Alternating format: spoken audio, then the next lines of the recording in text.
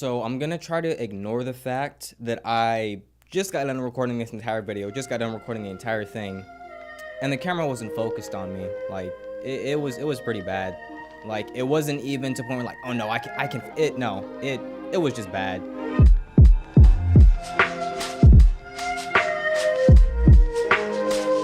What is going on, guys? Eric White in the building, and no, I did not choose my last name, unfortunately. Make sure that you guys don't be like me. My camera doesn't have autofocus in video mode, so that would be nice. But anyway, we have to talk about Davinci Resolve 16, and the reason why I'm bringing it up, just recently in NAB, Davinci Resolve 16, the beta was announced, and there was a lot to talk about. So the theme of this video, this is what I want to make clear in the very beginning of this video. You do not need Adobe Premiere Pro to make great videos. And to be honest, for a lot of people, and I mean a lot of people, Davinci Resolve 16 is gonna work better for them than Adobe Premiere Pro. Now I know that's betting a lot, and a lot of you are cringing and even wondering what even is Davinci Resolve 16. So Davinci, yes, a painter, painter. He was a painter. Now, Davinci Resolve 16 is new, but the Davinci Resolve editing software itself has actually been around for a while, but it hasn't been very popular. It was made more popular for people who wanted to color grade very professionally their videos. And the reason why I wanted to talk about it now is because I think it's getting a lot of traction on people starting to realize how great of a software it actually is. I actually edited one of my videos, this one that you're seeing right now, on Davinci Resolve 16. And to be honest, it was a very easy process. In fact, it was easier than using Adobe Premiere Pro. Now, for you guys that don't know, I use Adobe Premiere Pro. I found out about a student discount program, and for $20, I get all the Adobe apps, Photoshop, Sparks, Audition, and everything like that. Am I gonna use all of them? No. But the reason why I use it is because I'm a photographer, so I use Photoshop for my thumbnails, I use Lightroom for everything I put on Instagram, and I use Premiere Pro for all of my video making. And the reason why I wanted to make that is because there's a lot of speculation around what video editing software you should get as a beginner. And even I'm still learning this right now, but I wanted to bring this to you guys' attention because I think Davinci Resolve is kind of getting a bad rep, and it's actually earning the publicity that it needs and that it actually wanted. So the reason why Davinci Resolve 16 is a great editing software, you literally get 90%, and that is a lot. You're getting a lot of the stuff that Adobe Premiere Pro brings, but in Davinci Resolve 16. That content aware feature that they just added in After Effects, yeah, Davinci has that now. Those cool, graphics in Fusion, I just said the name of the software. All those effects that you can do in Fusion, which is Davinci Resolve similar equivalent to After Effects. And the thing that's even better about Davinci Resolve, the color grading is so much easier. For some reason, when I'm color grading in Premiere Pro, even though my footage isn't exactly color grade worthy or color gradable, color grading in Davinci Resolve 16 and 15, but even before that, like I mentioned previously, a lot of people, they color grade their footage and their films using Davinci Resolve and then go back to their other editing software. It's so much easier to edit on there. There's so much more tweakability. I hope that's a word. There's so many more things that you can nitpick and fix, and the tracking, you can track color. Like there's so much, and it's so intuitive and easier to use. Easier might be a little bit of a loose term than something like Premiere Pro. And like I just said, it's a lot easier to use than Premiere Pro. And what do I mean by that?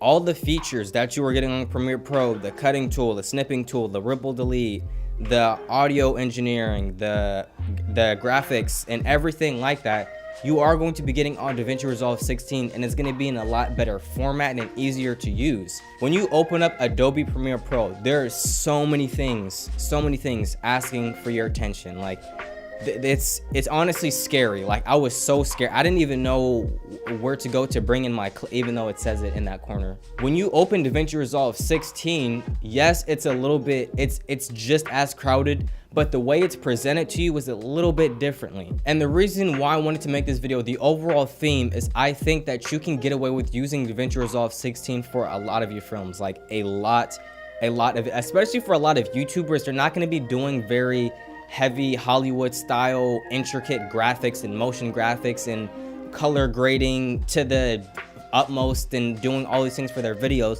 They're simply going to put a video of them vlogging, walking around in Paris, and doing simple things like that, and there's no real need for Adobe Premiere Pro. Although a great editing software, completely versatile, endless possibility. Literally, there's endless possibilities of things that you can do in Adobe Premiere Pro.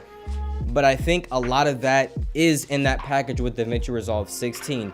Is it missing a few things? Yeah, I mean, but the biggest thing about it is that it's free. Like, you're literally getting all the editing, all the cool tools that you need, the Fusion, which is the After Effects equivalent. You have the Fairlight, which is their audio editing aspect that is actually inside the Davinci Resolve 16. You're getting all these different aspects of what can make a great video inside of Davinci Resolve 16, which is free. But for something that's free compared to $20 for 3 apps, or for 1 app actually, I mean, once again, I'm just thinking like, now here's a question. Will I actually switch? When my $20 a month for all 3 of those apps ends up going away, because it only lasts for a year, once that initial phase is gone, I might actually switch. Super easy to use, super intuitive, and it was just a nicer experience. I didn't feel like I had to click on this button because I felt like I needed it. It was just very easy. Now, for a lot of people, they're gonna want to understand what is the actual difference. Like, what am I getting in Davinci Resolve 16 versus what am I getting in Adobe Premiere Pro? Davinci Resolve 16, very clean, intuitive interface. You get all for simple motion graphics, simple audio editing, very quick exports, everything like that. Super simplistic, super easy to use, amazing. Premiere Pro, endless possibilities of things that you can do. So many aspects, tweakable things, the workflow, everything about it is completely customizable, intuitive. You can make it how you want it, and it's gonna work for you all the time. Most of the time. It's gonna work for you most of the time. And now I wanna bring an analogy so you can further understand my point. Now, me being a tech YouTuber, I understand phones. Phones is like, there's nothing that I really don't understand about them. So we're gonna use the 2 ecosystems. We're gonna use iOS and Android. Now, I'm gonna compare Android to Adobe Premiere Pro.